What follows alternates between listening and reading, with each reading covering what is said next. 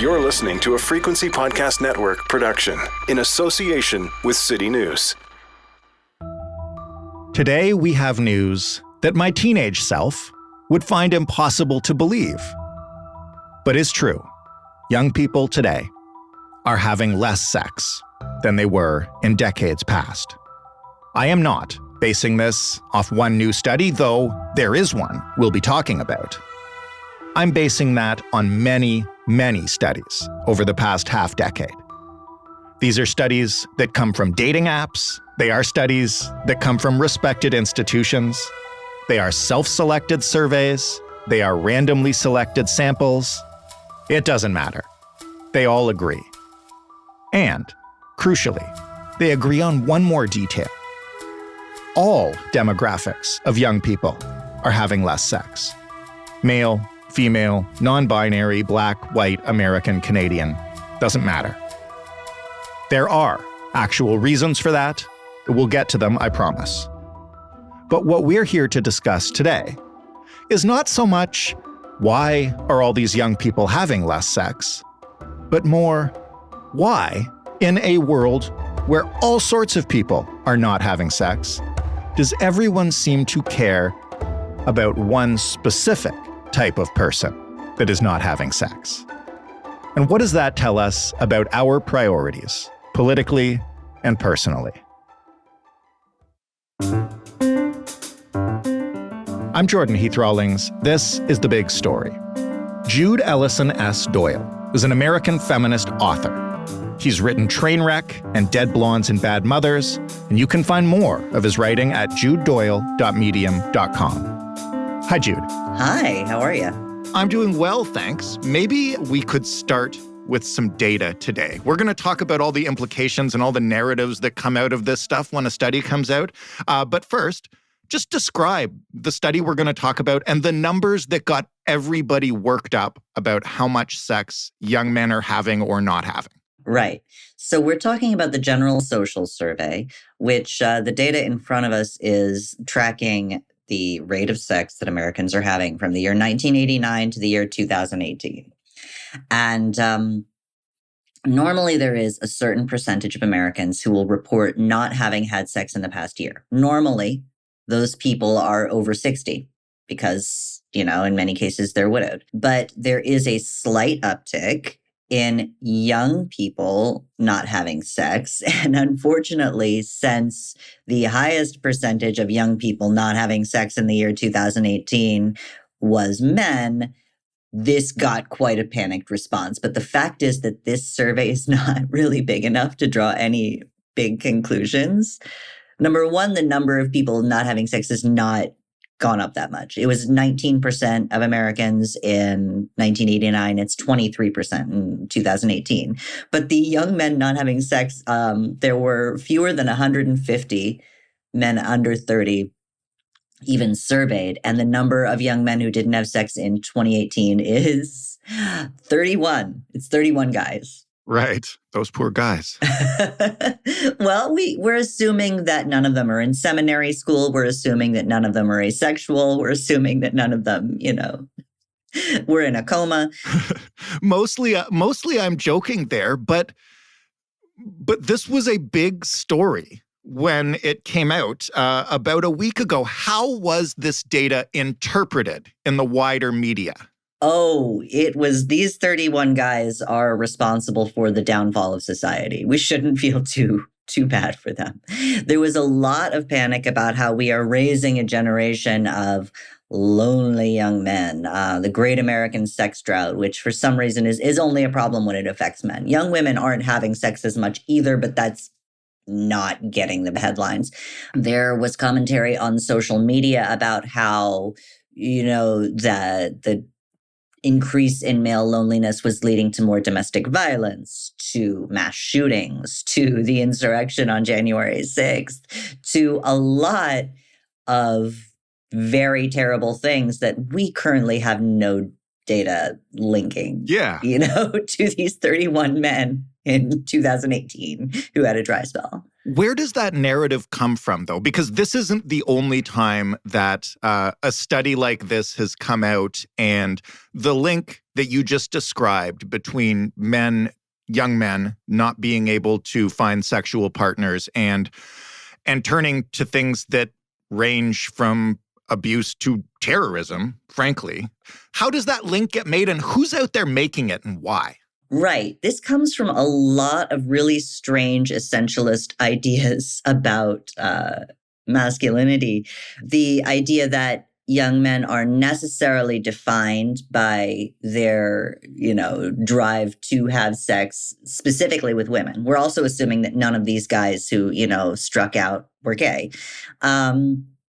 That young men need sex with women. Young men are entitled to sex and love and companionship from women. And when they don't have that, they necessarily have mental health spirals. They necessarily become violent. They necessarily basically just stop functioning and become active ticking time bombs. And it does not match up. Not only is it a pretty uncharitable way to see these kids, it doesn't match up with what we know about how this violence actually happens in the world. Where are the links, if we wanted to make them, between that kind of violence and what's happening? If it's not driven primarily by not getting laid, do we know what drives it? Or is it just, listen, a certain amount of people are awful? Well, I think there are sociological explanations for it. A tremendous number of, for example, the rioters on January 6th, they were 86% male, but they were 93% white. Incels and MRAs increasingly are in the fold of that white nationalist, extreme right-wing movement.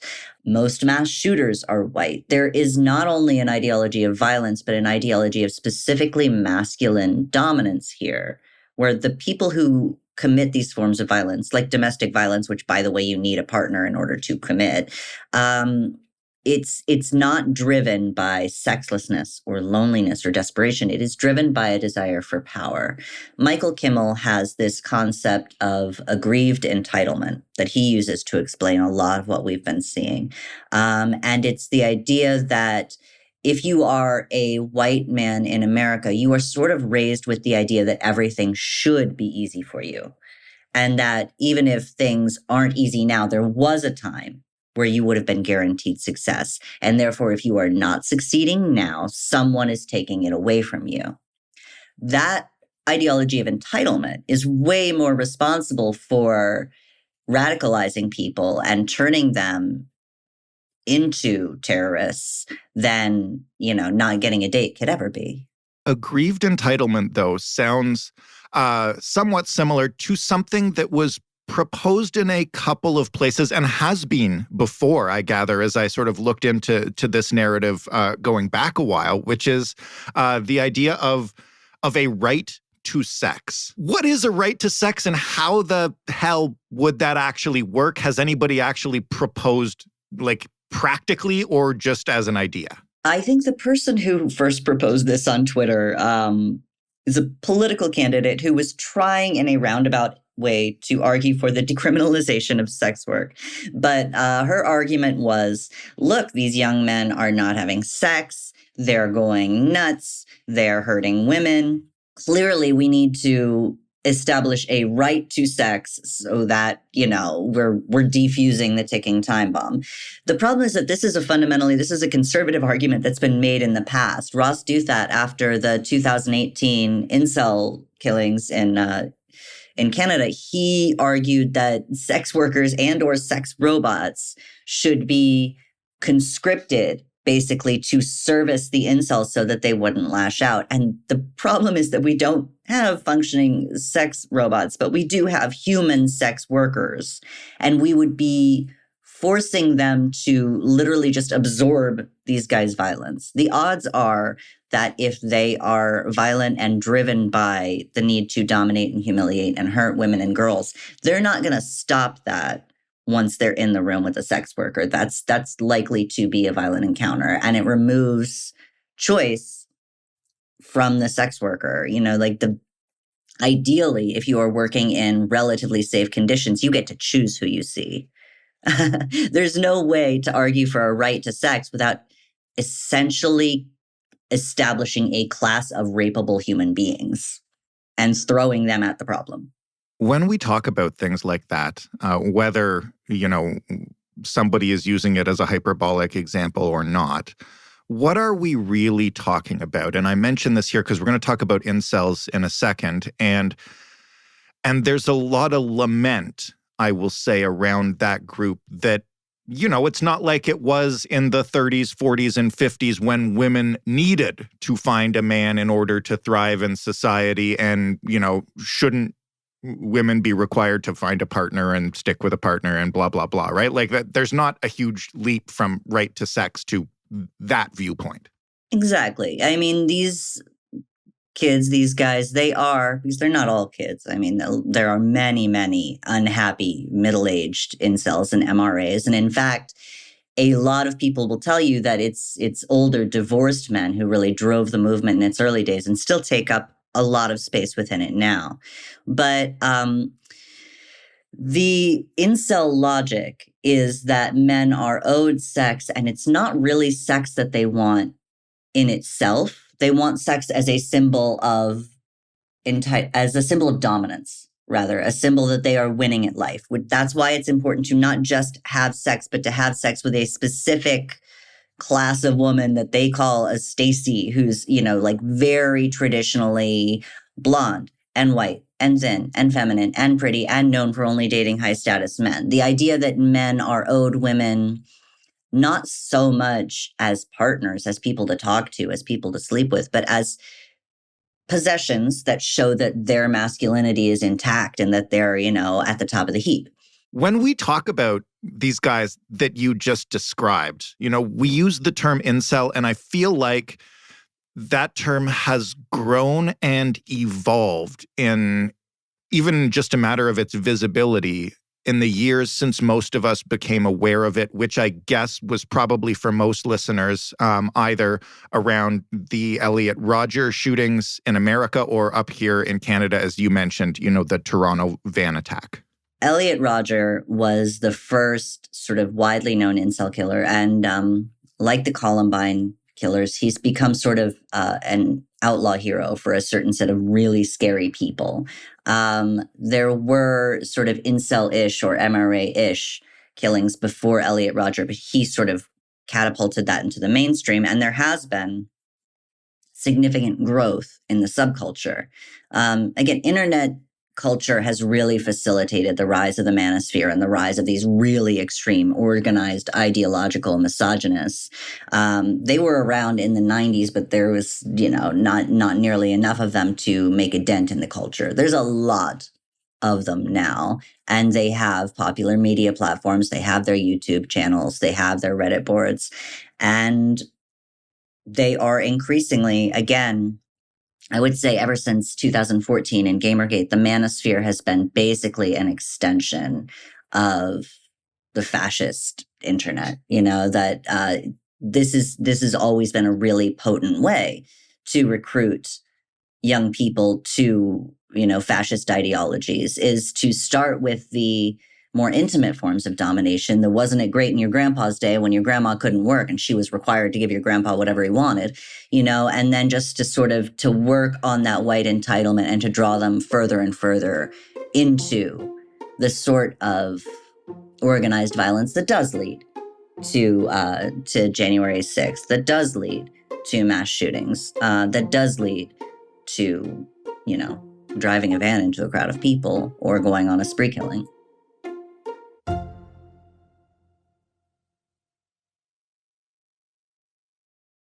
When we see these kinds of studies and the discussions that come out of them that inevitably, like ours just has, takes a turn towards incels and mass killings and all sorts of misogyny, are the studies showing us a demand for physical sex that's not being met? Or is this about loneliness and we interpret it to be sex because, frankly, it's a better headline and a narrative?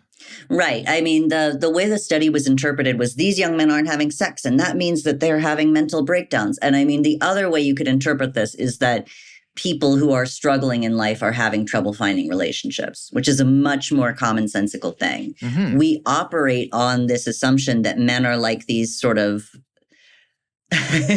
They're like fueled by sex. Like you have to just keep a steady stream of girlfriend, and specifically sex with women, coming in, or they'll break down and malfunction and just, it'll be Westworld. They'll just go berserk and kill everybody.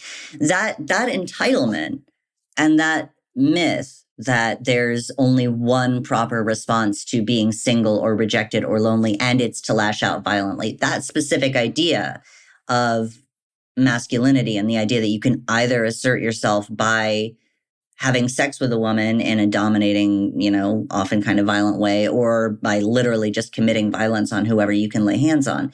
That is where the violence comes from.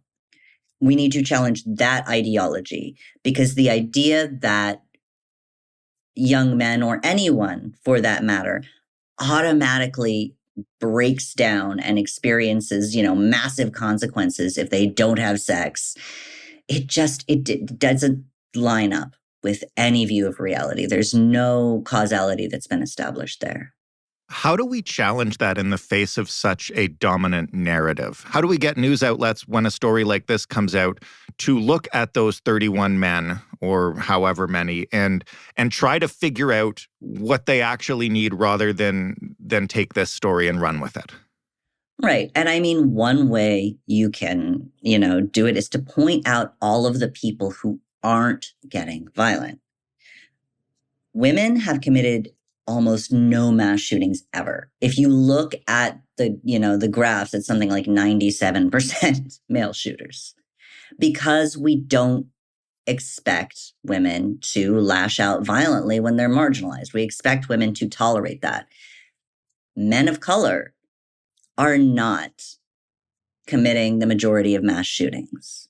Men of color were not there on January 6th because they're not served by this ideology of white patriarchal dominance. There's nothing that you have to gain from it.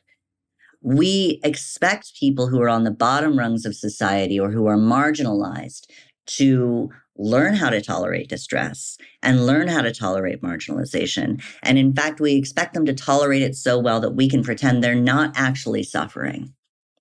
There's no way that every single man who is not having sex in the United States of America under the age of 30, they can't all be white straight guys, but it's the white straight guys that we associate with that number because they're the ones whose comfort and happiness we are conditioned to care about more than anything else. And it's them that we are all sort of societally encouraged to coddle and just, treat it like a spoiled toddler, give it whatever it wants, or it's going to have a tantrum. Like, if we were actually operating under the assumption that every human being reaches adulthood and becomes morally culpable for their own actions, and every human being hopefully is able to develop some level of distress tolerance so that having a bad day doesn't wind up in murder territory, then we would not be freaking out about these men. We would be freaking out about the violent ideologies that are trying to recruit men with the idea that they are owed sex and deference. That brings us to the last thing that I wanted to talk about, which is, are these men being used by the political movement that you kind of just described? Because there is a reason that they are the loudest voice in the room when we talk about who is lonely and who is not, or, who needs sex and care and who gets it. And there's no question that they're valuable to a core constituency of your politics in the U.S. Right. And I mean, I think that this is something where, as a trans person in the United States of America, sort of the battle to restore traditional masculinity has been very visible and very frightening to me for some time. There is sort of this boys in peril, men disenfranchised, and, end of men narrative that just, it kind of keeps cropping up no matter what. Christina Hoff Sommers has peddled it. And there's some new book out there that's just like the war on boys, the end of men and boys. It's every few years somebody publishes that specific sociological analysis, that it's no longer super easy to be a white man in America, and therefore every white man is having a mental breakdown, and what can we do to save them and help them? And it's, again, most of those analyses are not actually looking at gender in any way. They're not actually looking at the many ways in which, people of all genders are struggling. They are making a soft pitch for let's make, men great again. Let's make white guys great again. Let's restore a version of the world where these men were comfortably assured a safe, happy, successful middle-class lifestyle and a family at everyone else's expense. The idea that if that's not happening, again, it's aggrieved entitlement. It's the Kimmel concept. If that's not happening, it can't just be that the world is changing. It can't just be that things are tough on everybody and outcomes are more equally distributed now. It's just that someone is taking away what these white men deserve. And nobody has actually asked these poor 31, single guys what they think of this. They don't really have a voice in this. Nobody's come forward to be like, yes, that's me. I was overseas in 2018 and I didn't speak the language and I didn't get a date. Sure. So we have no proof that these young men would support the ideological conclusions being drawn from their existence. We just sort of assume that if young men who we unconsciously think of as young, straight, cis, white men aren't getting everything they want, something has gone terribly wrong. Okay, well, it's funny to mention talking to those 31 men specifically, but to look at it from a larger point of view, how do we talk to, I guess, the men that are in these movements, or maybe even not going that far, the men who are vulnerable to this kind of narrative? You drew an analogy a little while ago about a toddler throwing a tantrum. And I think I know from following you on Twitter, you have a toddler, so do I. You have to deal with the tantrum somehow. And there's a whole bunch of different ways you can deal with it. But one thing you can't do is give in. So what do you say to them to try to pull them out of the narrative that's not, you're right, it should be like it was in the 50s. Let's try to figure out a way to get you exactly what you need, buddy, Right. I mean, I'm not an incel whisperer. I don't know that. I mean, sure. No, you have to solve all their problems right now before we finish. No, I mean, I think if you put me in the room with them, I would probably make the problem worse. I'm not very good in that Fair sort enough. Of situation, because I think that once somebody has committed to an ideology of violence and hatred and dominance, you're on your own. You made this choice. Let's see you dig your way out of this one, buddy. Because I'm not here to bring you to the light. I'm not here to show you Jesus. What about the folks who are vulnerable to it, though, who are now seeing, let's assume that they've not gone down the rabbit hole. They're not on Reddit. They're not in these forums, but they are reading the Washington Post where this article appeared. And they are saying, I'm like one of those 31 guys. I have not had sex in a year. I would like to have a girlfriend, but I can't get one. Maybe there is something to it. Maybe it's a problem in society that's not me. How do we counter the narrative that comes out of these studies with the people who are vulnerable to that narrative?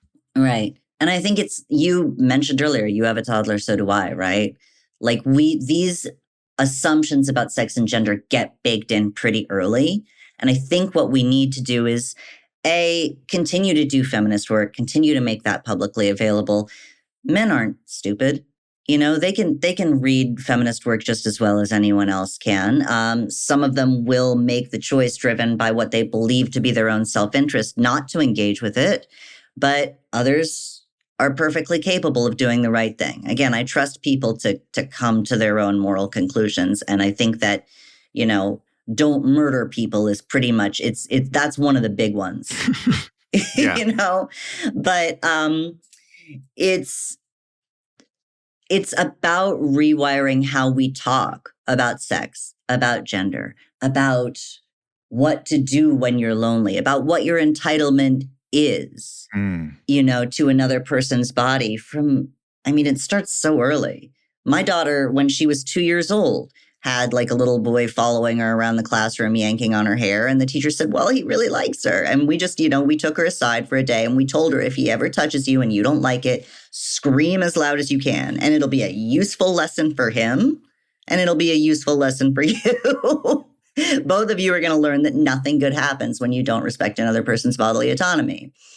And that's like teaching our kids from an early age to reject that idea of sex as dominance and sex as an entitlement and sex as a status symbol and other people's bodies as essentially just resources for the most powerful person around to grab and use as they please. That's going to be a lot more useful than me coming to you when you're 23 years old and you're already, angry and bitter in the way that a 23-year-old is, and you're starting to look at these shitty websites. All I can say at that point is you're an adult man. Get off that fucking website. Go talk to some people. Jude, thank you for this. Really appreciate it. Very insightful. Okay. Thank you. I feel like I've just radicalized some of them right here because that was a sort of a mean conclusion. Well, it's not, though. I mean, it's a proper point that people of a certain age need to be able to make their own decisions and own those responsibilities. And the whole idea for this interview came out of the thought that why are we catering to people who have shown no interest in helping anyone else? Right. And I absolutely sympathize and empathize with the desire for human connection. We all need that. Everybody needs community. Everybody needs care. Everybody needs people around them who are going to watch and see if they fall down. And, the rising numbers of young people without friends, to me, is more concerning than the rising number of people without girlfriends. Because, we teach men that the only person you're ever allowed to talk to about your feelings is your girlfriend. And that's not a healthy model for either of you. So I think that, encouraging young people to seek out that care and connection, that makes sense. Patriarchy, dominance, misogyny is not about care and connection. It's about owning and possessing and controlling another human being. And if you have substituted your need for care with the need to do harm, then that's a place where you are eventually going to have to come around on that yourself. You're going to have to want to fix you, because expecting the culture to fix you is a little bit, people are putting themselves out there to get hurt, and there's no guarantee you're going to turn around. Lots of empathy for loneliness, no empathy for sexlessness. That's how I feel anyway. Yeah. Jude, thank you again for this. Oh, thank you so much. That was Jude Doyle. If you liked listening to him, you can check out judedoyle.medium.com. That was the big story. After our episode on grocery prices and inflation and profiteering, we got a few comments asking about gas prices and isn't that essentially the same thing?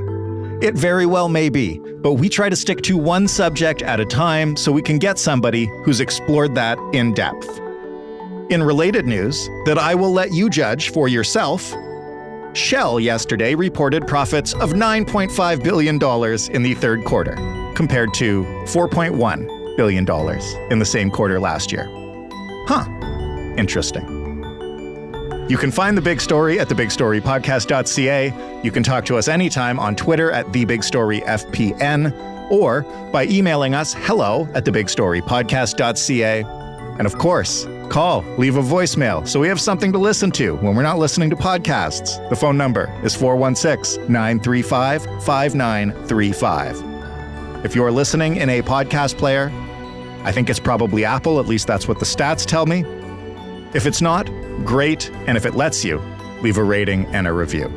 If you're on Apple and you haven't reviewed us by now, what are you doing? Thanks for listening. I'm Jordan Heath Rawlings. Have a safe weekend and a happy Halloween, and we'll talk Monday.